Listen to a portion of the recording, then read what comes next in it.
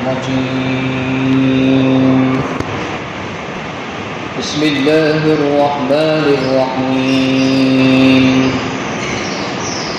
ثم أتبع سببا حتى إذا بلغ مطلع الشمس وجدها تطلع على قوم لم نجعل لهم من دونها سترا كذلك وقد أحطنا بما لديه خبرا ثم أتبع سببا حتى إذا بلغ بين السدين وجد من دونهما قوما لا يكادون يفقهون قولا قالوا يا ذا القرنين إن يأجوج ومأجوج مفسدون في الأرض فهل نجعل لك خرجا على أن تجعل بيننا وبينهم سدا قال ما مكني فيه ربي خير فأعينوني بقوة أجعل بينكم وبينهم ردما آتوني زبر الحديد حتى إذا ساوى بين الصدفين قال انفخوا حتى إذا جعله نارا قال آتوني أفرغ عليه قطرا فما استطاعوا أن يظهروه وما استطاعوا له نقبا قال هذا رحمة من ربي فإذا جاء وعد ربي جعله دكاء وكان وعد ربي حقا صدق اللہ العظیم. پھر سکندر ذوالقرنین نے دوسری سمت سفر کا سامان اختیار کیا، یہاں تک کہ جب وہ سورج کے طلوع ہونے کی جگہ پہنچے تو وہاں انہوں نے سورج کو ایسی قوم پر طلوع ہوتے ہوئے پایا کہ جن کے لیے ہم نے سورج کے علاوہ کوئی اوٹ نہیں بنائی تھی، اور حقیقت حال اسی طرح ہے. اور جو کچھ سکندر ذوالقرنین کے پاس تھا ہم سب کچھ جانتے تھے. پھر ذوالقرنین نے ایک دوسری سمت سفر اختیار کیا، یہاں تک کہ جب وہ دو پہاڑوں کے ملنے کی جگہ، دو پہاڑوں کے درمیان کی جگہ پہنچے تو انہوں نے وہاں ایسی قوم کو پایا کہ جو بات نہیں سمجھ سکتی تھی. اس قوم نے کہا کہ ذوالقرنین یقیناً یاجوج اور ماجوج ہماری زمین پر فساد مچاتے ہیں، تو کیا ہم آپ کے لیے ٹیکس جمع کرتے ہوئے اس بات پر کہ آپ ہمارے اور ان کے درمیان ایک آڑ بنا دے، دیوار قائم کر دے.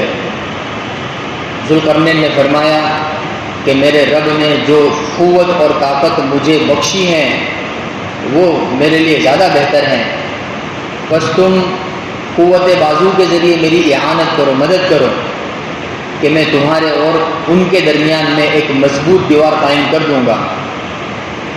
چنانچہ تم لوگ میرے پاس لوہے کی چادریں لاؤ. یہاں تک کہ سکندر ذوالقرنین نے جب دونوں پہاڑوں کی درمیان کی جگہ کو برابر کر دیا لوہے کی چادروں سے تو اس نے کہا کہ اب اس کو دھوکو، یعنی آگ جلاؤ.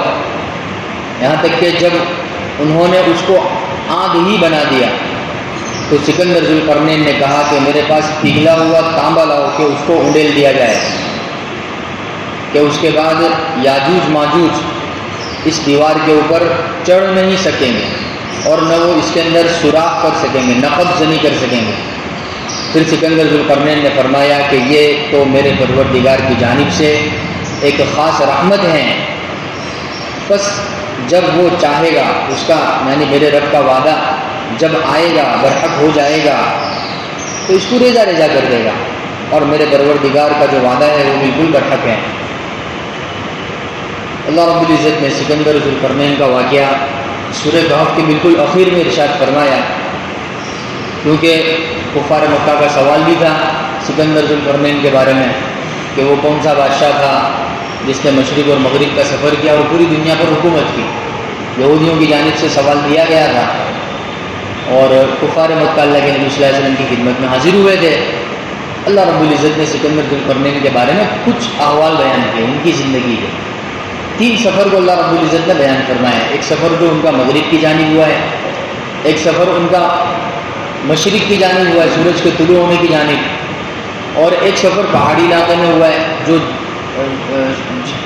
جنوب اور شمال اس طرف ان کا سفر ہوا ہے. اللہ رب العزت نے ان کے اسفار کو یہاں ذکر فرمایا. اس کا کل یہ بات سامنے آئی تھی کہ اللہ رب العزت نے سکندر ذوالقرنین کے اسفار کو یہاں کیوں بیان فرمایا.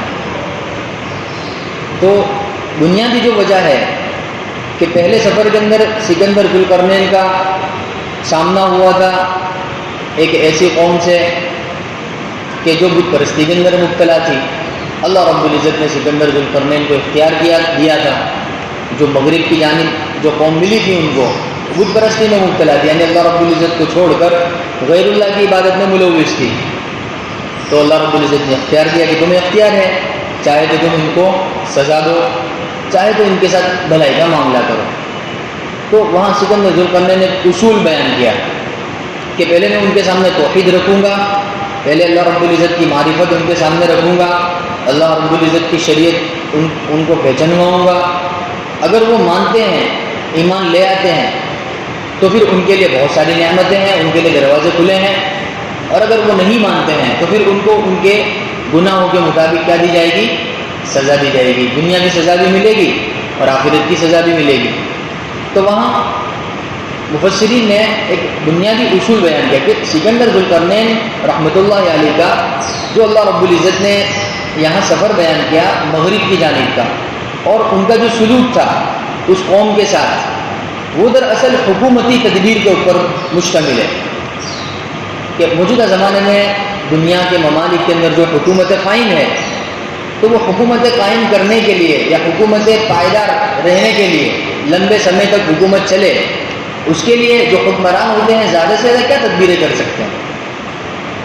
حکومت قائم ہی ہوتی ہے لوگوں سے ٹیکس وصول کرنے پر, لوگوں سے ٹیکس وصول کیا جاتا ہے, اور پھر انہی کے پیسوں سے اگر کوئی بہت زیادہ حکومت کیا ہے خیر خواہانہ معاملہ کرتی ہے اپنی رعایا کے ساتھ, تو اس کے بدلے میں ان کو کچھ امن و امان ان کے لیے قائم کر دیا جائے گا, یا ان کے لیے کچھ سہولتیں مہیا کر دی جائے گی.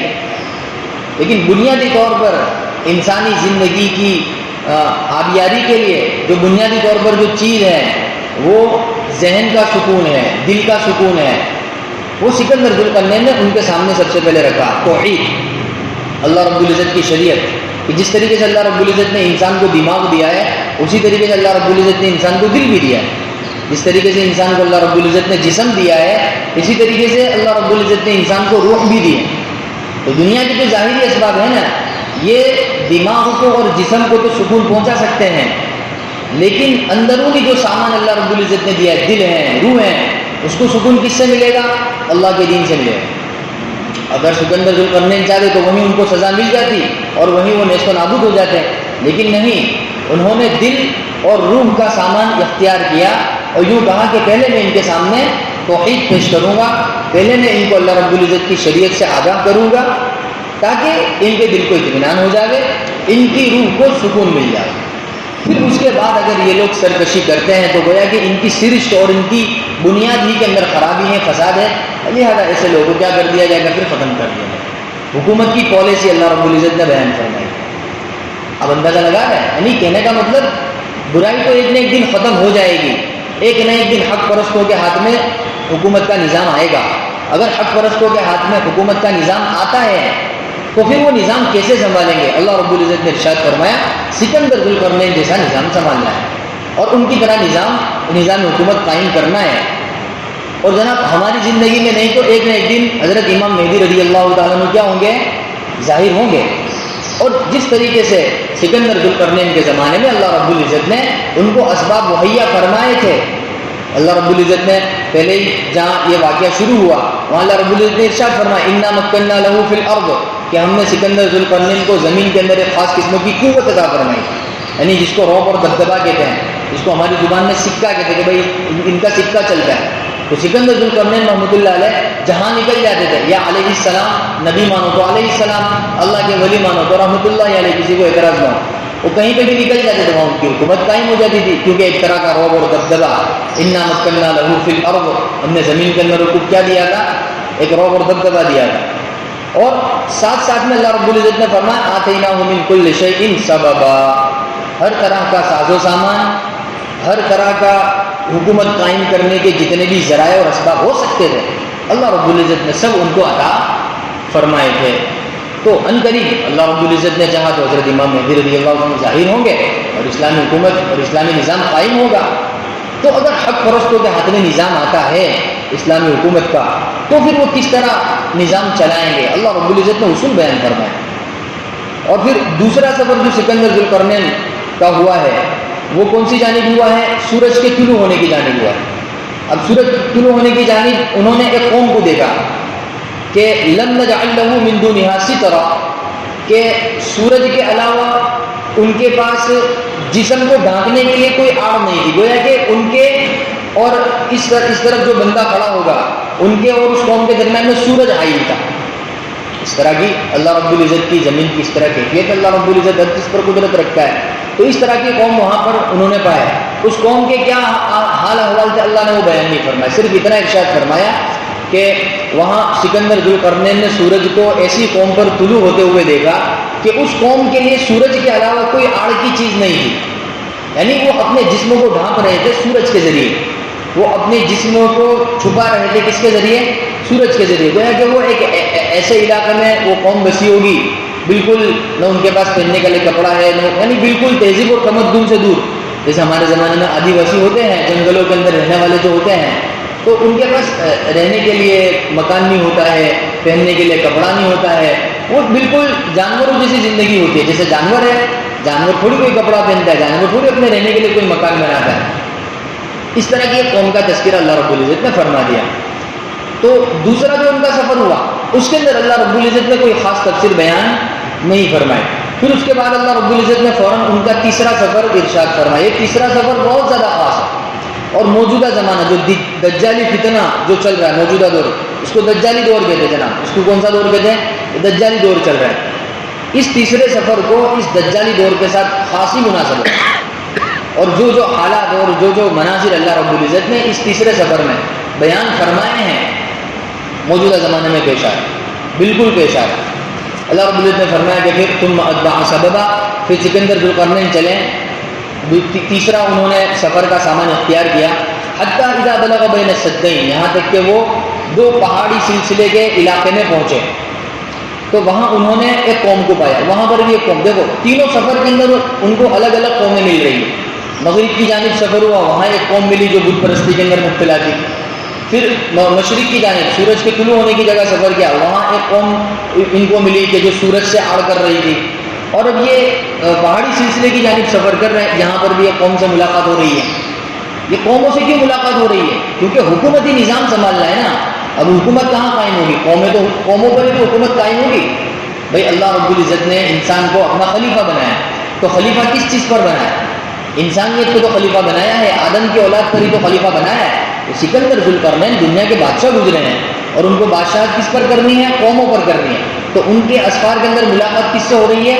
قوموں سے ملاقات ہو رہی ہے۔ اور وہ پہاڑی سلسلے میں ایک قوم سے ملاقات ہوئی کہ لا یکادون یفقہون قولا، وہ قوم ایسی تھی کہ وہ بات نہیں سمجھ سکتی تھی، یعنی اتنی کم عقل تھی، ان کے اندر عقل اور ذہنی اعتبار سے اتنی پستی کے اندر مبتلا تھی کہ وہ گفتگو بھی نہیں سمجھ پا رہے تھے۔ یعنی زبان بولنا کس کو کہتے ہیں؟ جیسے ایک جانور ہوتا ہے، وہ بول نہیں سکتا، اس کے پاس زبان ہے لیکن وہ بول نہیں سکتا ہے، اس کے پاس کان ہے، وہ سنتا ہے لیکن وہ سمجھ نہیں سکتا ہے۔ تو اس قوم کی کیفیت بھی کچھ ایسی تھی، لا یکادون یفقہون قولا، کہ وہ گفتگو کو، بات کو سمجھ ہی نہیں پا رہے ہیں۔ تو پھر کیا ہوا کہ اشارے اور نظارے کے ذریعے کچھ گفتگو ان کی آپس میں ہوئی، اور انہوں نے کہا یا ذوالقرنین، کہ اے ذوالقرنین، ان یاجوج و ماجوج مفسدون فی الارض، کہ یاجوج ماجوج نے ہماری سرزمین کے اوپر کیا مچا رکھا ہے؟ فساد مچا رکھا ہے، ادھم مچا رکھا ہے۔ اب کیا کرنا ہے؟ تو انہوں نے ایک پیشکش کی سکندر ذوالقرنین کو، اس قوم نے کیا پیشکش کی کہ فہل نجعل لک خرجا، اگر آپ اجازت دے دیں تو ہم تمہارے لیے ٹیکس جمع کریں گے۔ کیا کریں گے؟ تمہارے لیے ٹیکس جمع کریں گے، خرچہ جمع کریں گے۔ اور پھر کیا کرنا؟ ہمارے لیے ان کے اور ہمارے درمیان کیا بنا دینا؟ ایک آڑ بنا دینا۔ انہوں نے ایک پیشکش کی، فَهَلْ نَجْعَلُ لَكَ خَرْجًا عَلَىٰ أَن تَجْعَلَ بَيْنَنَا وَبَيْنَهُمْ سَدًّا، ہم آپ کے لیے پیسے اکٹھا کرتے ہیں، مال جمع کرتے ہیں، چندہ کرتے ہیں، اس شرط پر کہ آپ ہمارے اور ان کے درمیان میں کیا کر دے گے؟ ایک مضبوط دیوار قائم کر دے گا، سدا، ایک دروازہ قائم کر دے، ایک دیوار قائم کر دے گا کہ جس سے وہ ہماری طرف نہ آ سکے۔ انہوں نے ایک پیشکش کی ہے۔ سکندر ذوالقرنین کا جواب سنیں آپ۔ یہ اسلامی حکومت پہ جو لوگ بیٹھے ہو نا، جن کو خلیفۃ المسلمین کہتے ہیں، امیر المومنین کہتے ہیں، جن کو اللہ رب العزت کی شریعت کا نفاذ کرنے والا، نافذ کرنے والا کہتے ہیں، اس کی سوچ کیسی ہونی چاہیے، اس کا رویہ کیسا ہونا چاہیے، دنیا کے اسباب کی حقیقت اس کی نظر میں کیا ہونی چاہیے۔ انہوں نے ایسا نہیں کہا ہاں لاؤ ہمارے لیے چندہ کر دو، ہمارے لیے یہ جمع کر دو، ہمارے لیے وہ جمع کر دو، حالانکہ سامنے سے پیشکش کر رہی نا قوم۔ یہ حکومتی نظام برقرار رکھنے کا بہت بڑا اصول اللہ رب العزت نے بیان کرنا ہے کہ سامنے سے قوم چل کر آئی ہے اور وہ کچھ ڈونیشن دے رہی ہے، گویا کہ چندہ دے رہی ہے کہ ہم آپ کے لیے یہ کرنے کے لیے تیار ہیں، ہم آپ کے لیے یہ کرنے کے لیے تیار ہیں، مال جمع کریں، یعنی مالی اعتبار سے آپ کی امداد کرنے کے لیے تیار ہے۔ صاف لفظوں میں انکار کر دیا، مالی امداد تو چاہیے ہی نہیں۔ کیا کہا؟ مالی امداد تو ہم کو چاہیے نہیں، تمہارا مال تم کو مبارک ہو۔ اللہ رب العزت کا دین، اللہ رب العزت کی خلافت، اللہ رب العزت کی حکومت وہ مال کے ذریعے قائم نہیں ہو سکتی، صاف لفظوں میں منع کر دیا۔ اور یوں کہا کہ ما مکنی فیہ ربی خیر، ما مکنی فیہ ربی خیر، میرے پروردگار نے مجھے جو دیا ہے وہ تمہارے مال سے زیادہ بہتر ہے۔ کتنی بہترین بات ارشاد فرمائے، میرے پروردگار نے جو مجھے ما مکنی فیہ، کہ جس چیز کے سلسلے میں میرے پروردگار نے مجھے طاقت بخشی ہے، کہ خیر، وہ میرے لیے کیا ہے؟ زیادہ بہتر ہے۔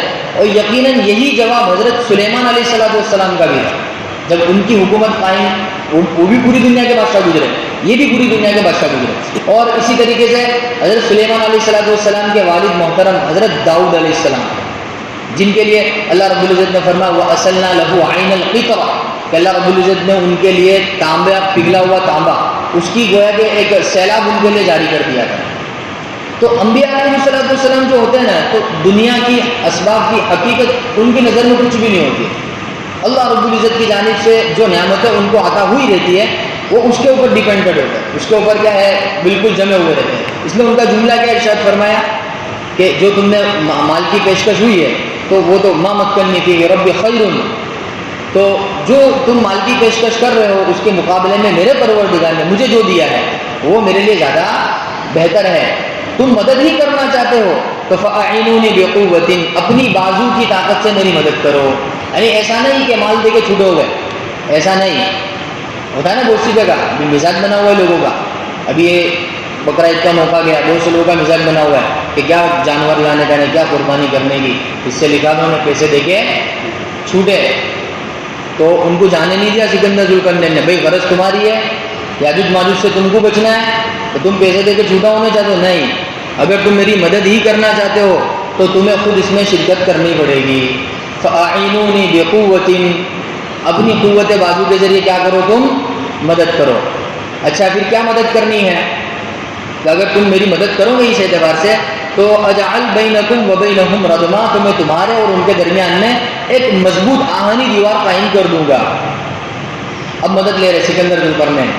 اب اندازہ اللہ رب العزت کا اندازہ بیان دیکھیے کہ قوم کی کیفیت کیا اللہ رب العزت نے بیان فرمائی، لا یکادون یفقہون قولا، کہ جو قوم بات سمجھنے کی طاقت نہیں رکھتی ہیں، جس کے اندر اتنی بھی صلاحیت نہیں ہے کہ ایک بندہ گفتگو کر رہا ہے وہ اس کی گفتگو کو سمجھ سکے، اس کی غرض کو سمجھ سکے، اور اس قوم سے کام کون سا لیا جا رہا ہے کہ لوہے کو جمع کرو، آگ لگاؤ، یعنی دو پہاڑوں کے درمیان میں ایک بلند و بالا دیوار قائم کرنی ہے، اور کوئی معمولی دیوار نہیں۔ اس دیوار کی کیفیت اللہ رب العزت بیان فرما رہے ہیں کہ سکندر ذوالقرنین نے کہا کہ آتونی زبر الحدید، کہ میرے پاس کیا لاؤ؟ لوہے کی چادریں لاؤ، بڑی بڑی لوہے کی چادریں ہوتی ہے، بالکل ایسی ورق جیسی، کاغذ جیسی، لمبی چوڑی، کہ ایسی لاؤ، یعنی وہ کیسی ہونی چاہیے کہ یہ پہاڑ اور یہ پہاڑ دونوں کے بیچ میں جتنی جگہ خالی ہے اتنی چوڑی ہونی چاہیے۔ ابھی اتنی چوڑی لوہے کی چادر کہاں سے لائیں گے وہ لوگ؟ ظاہر سی بات ہے ان کو کوئی زمین کھودنی پڑے گی نا, اتنا سارا لوہا کہاں سے آئے گا ان کے پاس؟ تو اس کے لیے ان کو محنت کرنی پڑے گی نا, اس کے لیے ان کو جدوجہد کرنی پڑے گی. اس کے لیے ان کو کیا کرنا پڑا ہوگا؟ تلاش کرنی پڑے گی, جستجو کرنی پڑی ہوگی ان کو, اور انہوں نے کی جستجو, اور وہ ڈھونڈ کر اور تلاش کر کے اتنا سارا لوہا اکٹھا کر دیا. انہوں نے لوہا بھی ڈھونڈا, اس کو تلاش کیا, اس کو تلاش کرنے کے بعد لوہا الگ کیا, اور لوہے کے ساتھ دوسرا دھات ہوتا ہے اس کو الگ کیا, پھر اس لوہے کو کیا کیا انہوں نے ہموار کیا, ہموار کرنے کے بعد اس کی بڑی بڑی چادریں بنائی. کیفیت اوپر بیان ہوئی کہ لا یکادون یفقهون قولا, ذہنی سطح اتنی کمزور ہے کہ گفتگو نہیں سمجھ پا رہی ہے, لیکن عملی سطح سکندر ذوالقرنین نے ان کی ایسی مضبوط کر دی کہ لوہے کو تلاش کر کے لے آئے. یہ سائنٹیفک ان کی سوچ, یہ کس نے بنائی؟ سکندر ذوالقرنین نے. بھائی مال نہیں چاہیے ہم کو, تم آؤ. اس کو رجال سازی بولتے. کیا بولتے اس کو؟ رجال سازی. لوگوں کو بنانا, لوگوں کے ذہنوں کو بنانا, ان کی اندر کی صفتوں کو بنانا. تو جو قوم یعنی بات بھی نہیں سمجھ پاتی تھی, ان کے اندر یہ صلاحیت پیدا کر دی سکندر ذوالقرنین نے کہ اب وہ کیا ہے کہ وہ تلاش کر رہے لوہے کو, اور وہ بڑی مقدار میں لوہا تلاش کیا انہوں نے, اور بڑی بڑی چٹانیں انہوں نے لوہے سے کیا کر دی, لوہے کی چادروں سے بالکل پر کر دی. آتونی زبر الحدید, کہا کہ مجھے لوہے کی چادریں لا کر دو, اور وہ لا کر دو. اب چونکہ قرآن پاک کو کیا ہے مختصر انداز میں پیش کرتا ہے نا, اور وہ پوری کیفیت تھوڑی قرآن پاک کے اندر بیان کی جائے گی. پھر کیا ہوا؟